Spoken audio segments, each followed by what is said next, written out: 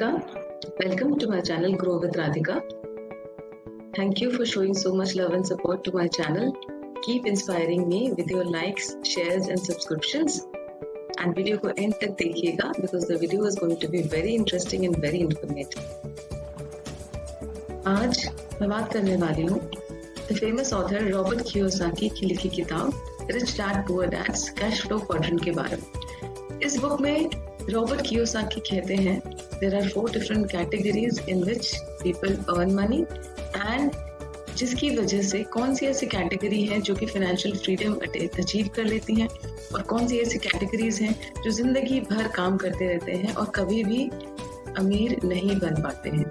So the video is going to be very interesting, please stick till the end. How to achieve financial freedom, मतलब ऐसी आज़ादी जहां आपको पैसों की चिंता ना करनी पड़े, आपको अपने ड्रीम्स के साथ कॉम्प्रोमाइज ना करना पड़े, आपके सपनों का घर हो, सपनों की गाड़ी हो, you can travel to any place only by strategically managing your money and increasing your income potential. Interesting isn't it? आइए कैश फ्लो क्वाड्रेंट को अच्छे से समझते हैं। As you can see, according to this cash flow quadrant there are 4 ways to produce income: linear income versus leveraged and residual income. चलिए इसको deep में समझते हैं। There are 4 different categories. और कौन सी categories हैं? E or an employee, S or someone who is self-employed, the third category is B or the business owner, and the fourth and the most interesting category of an investor. तो एक एक करके हम each category के बारे में समझेंगे और देखेंगे कि हम कौन सी कैटेगरी में आते हैं और फाइनेंशियल फ्रीडम अटेन करने के लिए हमें कौन सी कैटेगरी में पहुंचना पड़ेगा। So the first category is of an employ. Employ is someone who does a job, जो कि काम करते हैं और जब तक अपने टाइम के साथ अपने मनी को ट्रेड करते हैं, मतलब जब तक वो ऑफिस जाते हैं तब तक वो पैसे कमाते हैं, जब वो ऑफिस नहीं जाते हैं या जब अपना काम नहीं करते हैं तब उनके पास पैसे नहीं आते। They are not earning any money, right? The second category is of self-employed. मान लीजिए कोई डॉक्टर है, कोई हॉस्पिटल में जॉब करते हैं, so the doctor falls in the category of employee. When the same doctor opens a clinic, so the doctor becomes self-employed. And what do they have? They have time, they have money. That means वो अपनी नौकरी के बाहर अपने free time में या अपने हिसाब से वो काम कर सकते हैं and they can earn money.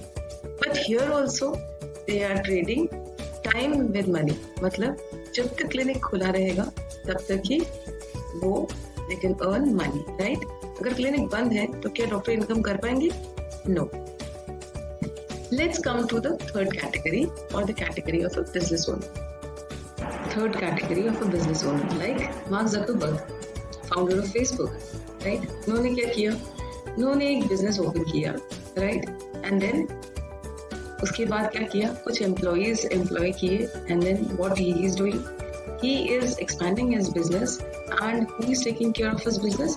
उनके एम्प्लॉयज, राइट? सो यहाँ पे उन्होंने एक बिजनेस ओपन किया एंड उनके एम्प्लॉयज जो है उनके लिए काम कर रहे हैं। सो अगर वो एक दिन छुट्टी भी लेते हैं तो उनके बिजनेस पे कोई इफेक्ट नहीं पड़ने वाला है। या फिर वो अपनी टाइम में अगर वो दूसरे किसी बिजनेस के बारे में, नेगोशिएशन के बारे में सोच रहे हैं या प्लानिंग कर रहे हैं तो भी उनके बिजनेस के टर्नओवर पे कोई फर्क नहीं पड़ने वाला है। Now comes the most interesting category and the fourth category called the category of investor. Can you see the picture over here? आप पहचान सकते हैं ये कौन है? Yes, the richest investor Warren Buffett, right? आपको everyone knows about him and everyone knows कि वो कब से वो शेयर ट्रेडिंग कर रहे हैं, स्टॉक्स में ट्रेडिंग कर रहे हैं।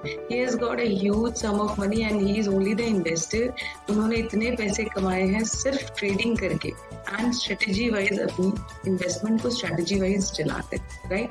हम सब चाहते हैं वॉरेन बफेट जैसी जिंदगी। सच बताइए, चाहते हैं कि नहीं चाहते? बिल्कुल चाहते हैं।